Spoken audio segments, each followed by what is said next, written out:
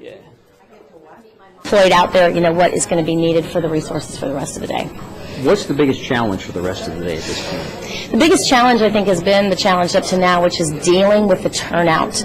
We have gotten a lot of calls from a lot of inspectors who are, frankly, a little bit nervous, honestly, about what they're seeing in the terms of turnout. A lot of voters. We had places with lines at 6 a.m. I mean, lines at 6 a.m. is something we don't see in Marion County very often. Inspectors and other poll workers who are just experiencing such a heavy turnout, such a constant and consistent turnout, that they're worried about not getting their absentees processed. They're worried about fatigue. They're worried about not being able to take a lunch break. They're worried about really kind of getting geared up and ready to go for the next 6 hours. So I think that's going to be the biggest challenge. We've had a few instances of some concerns with the campaigns, kind of out there interacting with each other, and there have been some unpleasant words, I guess you could say. But it's been isolated, and we've been able to handle it. And our poll workers are really hunkering down and really getting done what needs to be done. Are you worried that because of the high turnout, that the results on the primary that would usually take only maybe a half hour, an hour to get in, and we may be waiting until 10 or 11 at night because it is Marion County, there is such a high turnout? Well, I'll say I'm not worried about that. I will say that that's what I anticipate. And I've said consistently, for anyone who has asked, that we are not going to get early results, that we will not be calling this, any of these races at 6:30. The poll workers have a lot of work to do. Their closeout is going to be slow. They have extensive absentees. As I said, it's been record turnout in early voting, which is more than 14,000 up to now.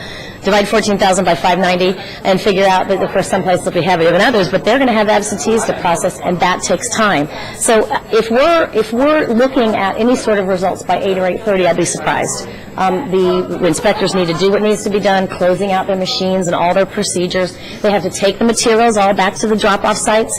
The drop-off sites have to process them there, and, of course, start uploading the results to us. So there's no question we're going to be up late, Abdul. I'm not worried about that, except to say that we all need to be prepared for that. And if you communicated that to the Clinton and Obama campaigns, that hey, sorry guys, but we have a process here. We have communicated with everyone about the process. They know what needs to be done. We will not sacrifice accuracy for speed. We are not going to get sloppy at 7 p.m. because people are in a hurry to find out. We're going to know, and we're going to know accurately, and that's just going to be a process that's going to take time, and I'm not apologetic for that. We will do it as efficiently and as effectively as we can. And by heavy turnout, I assume that you're talking heavy for a primary, because last couple of times 80% of the people stayed home. Right. By heavy, you're talking equivalent to perhaps a general election, or bigger than general election? I think bigger, depending on which general you're talking about. I mean, let me just put it in context.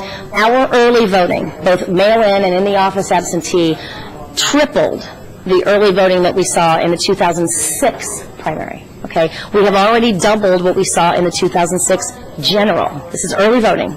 So that's generally a signal that there's going to be high turnout on election day. I think we'll exceed just about every general we've seen, except maybe presidential 2004.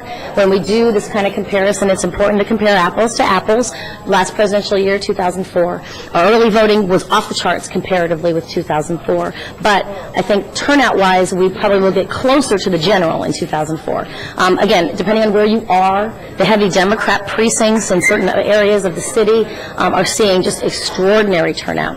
And that is something that, frankly, we just haven't seen. So just fair to say, if you're in the right precinct, the 2008 primary would seem like the 2004 general election as far as turnout. I'd say that's fair. I'd say that's absolutely fair, and I think the numbers will bear that out, at 6 p.m., so we will know that. But, and again, with the number of ballots you guys estimated were needed, are you comfortable at this point with that very heavy turnout that there will be enough ballots to get through the day? We are cautiously optimistic that that's true. The good news is that we are receiving that information. Behind me, you see the folks answering the phone. The phones have tapered off dramatically.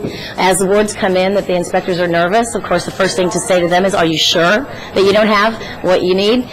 Check your tub, check it again. The ballots, of course, are hard to read, and they're little tiny numbers at the bottom. So once we've determined that they do indeed need more ballots, or they think they're going to, we've been able to print them and dispatch them. We've got a room full of people upstairs waiting to take them out. But no shortage. No voter has been turned away. No one has run out of ballots. Absolutely true. The other thing to say, of course, is we have our touchscreen machines. We have our Ivotronic touchscreen machines, which are a great backup. I'm not saying anyone's going to run out of ballots. I'm just saying that if there is an issue, voting on the animatronic is always the option. And Warren 22 is the only place where you had an animatronic failure. That, as far as I know. I mean, there are always sort of technical issues and the things happening with the batteries, but that's the only one we got reports where it was anything past very soon after 6. No.